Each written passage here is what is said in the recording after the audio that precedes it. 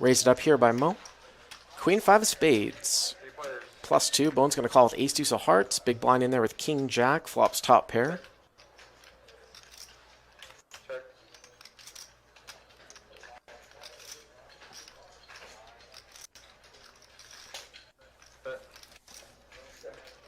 And Bones going to start here a bet with bottom pair and a backdoor flush draw. Obviously, Aaron's not going anywhere with king jack.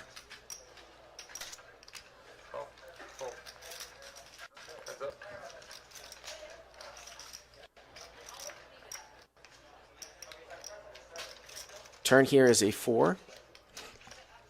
So Bones does not pick up additional equity here. He's got a next to act player calling him, so he very well might take a card. Unless he thinks maybe he can get Aaron off of a 10. Check, check here on the turn. Oh, the river's a deuce. Bones. And the check, check on the turn might get him paid off. And, I mean, we might see a lead here by Aaron with the king jack. And we should definitely see a raise here from Bones. So here comes the lead.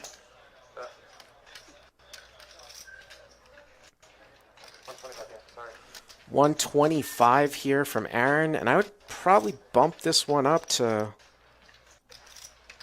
$400 to $450, and you hope the guy's got a king. You just don't hope he doesn't have a queen jack type of hand. You're not really concerned. I mean, I guess once in a while he's got pocket tens as a flat call pre, but ace deuce here is pretty close to the nuts the way that this hand went out. There it is, $475.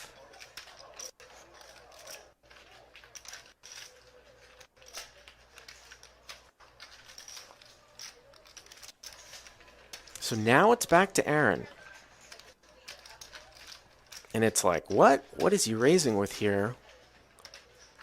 I'd have a hard time folding here. I can see the cards because I don't think that Bones is going to have many deuces here from +3. And it's just one of those things. You're going to have to call. You're going to have to bet call some hands. And I think the way that hand played out, I would bet call there too. It's just really, really hard. The hand doesn't make a whole lot of sense unless Bones hit a deuce. And I don't even know how often he's in there with a suited deuce from +3.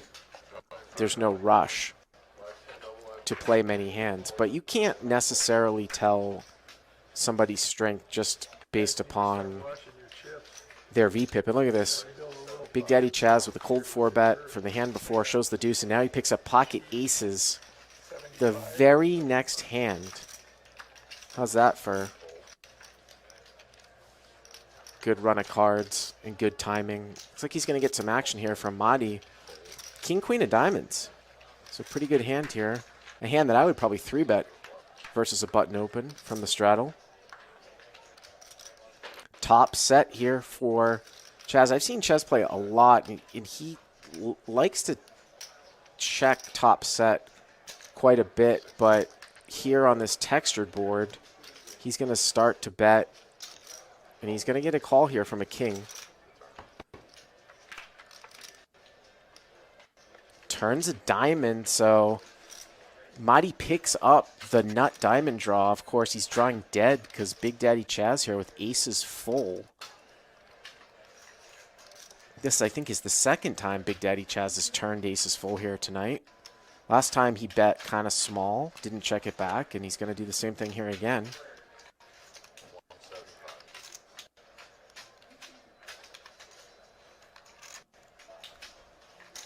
And this is going to be trouble if a king rolls off or a backdoor diamond for Mahdi. Here we go to the river, and the river's a backdoor diamond.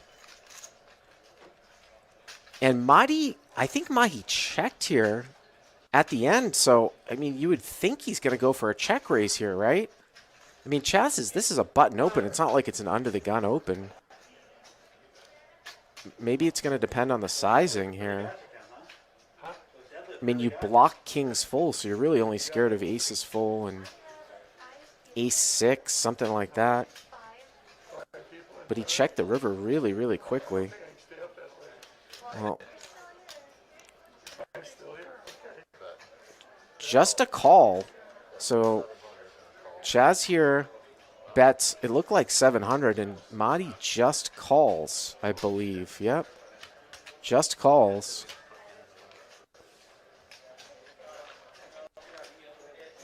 and leaves himself about 500. If you guys saw the video that I did over on the Crush Live Poker YouTube channel called Reverse Pot Odds, I would say about a month ago, it was from a hand that I analyzed on this very live stream. And it talked about how in a situation where you really don't have that much left, you can sometimes shove wider for value because your opponent is going to be getting such good pot odds. And I would make the case there that Mahdi only having 500 left, even with Chaz betting full pot there, I think I'd check jam there. So if you're betting for value and you're good 90% of the time, you're missing out on that 60 to 90% range. So I think it's close. I don't fault Chaz at all for the value bet.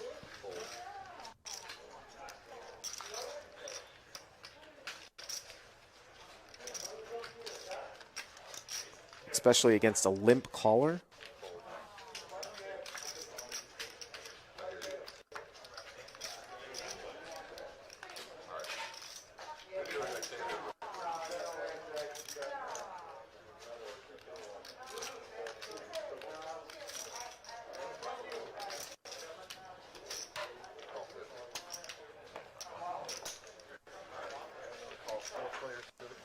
Wow, so Ken is in there, straddled here, is going to call with 8-4 of diamonds. And we get a flush here from Preston. And Preston's I want to say he's the pre-flop raiser. Yeah, Mo limped in with King 8. Nothing like raising it up with 7-4 spades, flopping the flush. Now, Gnome's got Jack 10 here with the Jack of spades.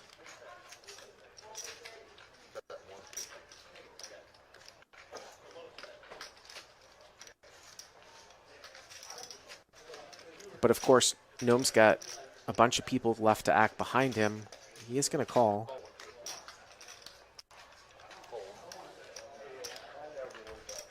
And we're going to be heads up, I'm sure.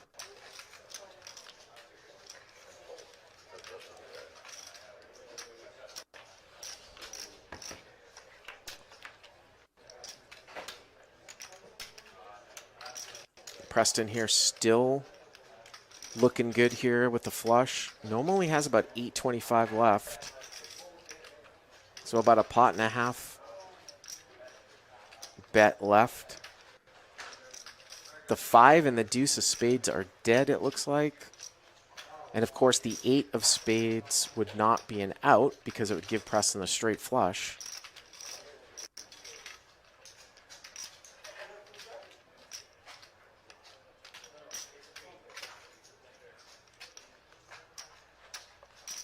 Preston trying to figure out what he's going to do here. Oh, he's just going to move it in. Maybe make it look like he's got the ace of spades. Kind of an awkward stack size. And Gnome has no idea what trouble he's actually in here. I mean, he's not drawing dead, but he's very, very far behind. And he's going to get called. And one time here to the river. Oh, the river's the queen of spades. Gnome. Gnome. Guarded Gnome.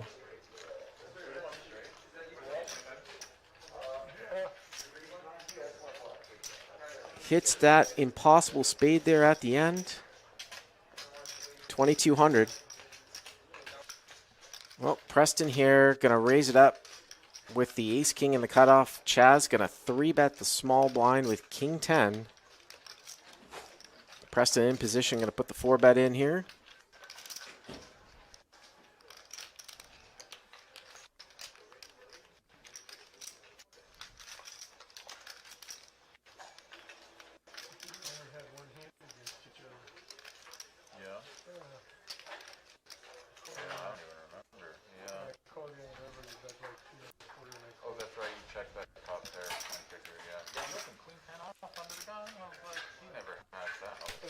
And Chaz is going to defend to the 4-bet with king 10 off from out of position. He is dominated.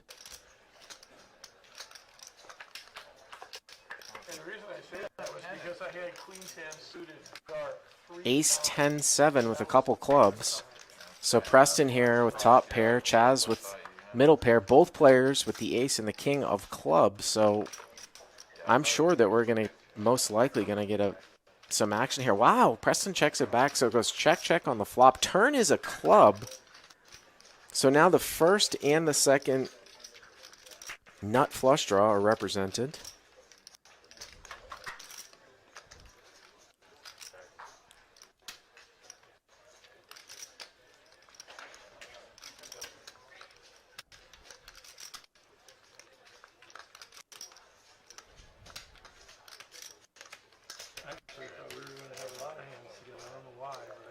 And now Preston bets 425.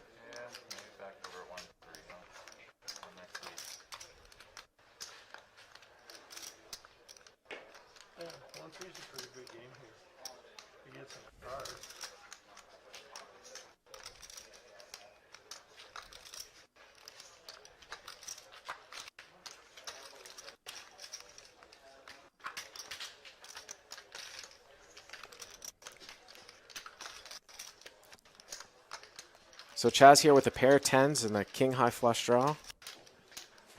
What is going on in this hand here? I can see the cards. We get a 4-bet defend with king 10 off. Preston doesn't bet the flop with ace king with the ace of clubs. Chaz now check raises turn. My only thinking here is that he's trying to get an ace off of the hand that I guess checked back the flop.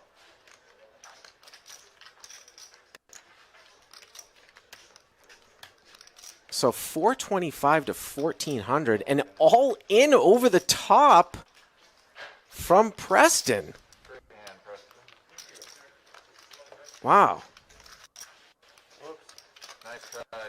I did not expect that one to play out that way. We had a lot of chips on the table here tonight, but we didn't see a ton of sort of big hand matchups. Take a look here at cumulative winnings. Nice win there for Bones, 1,800. Preston up 1,100.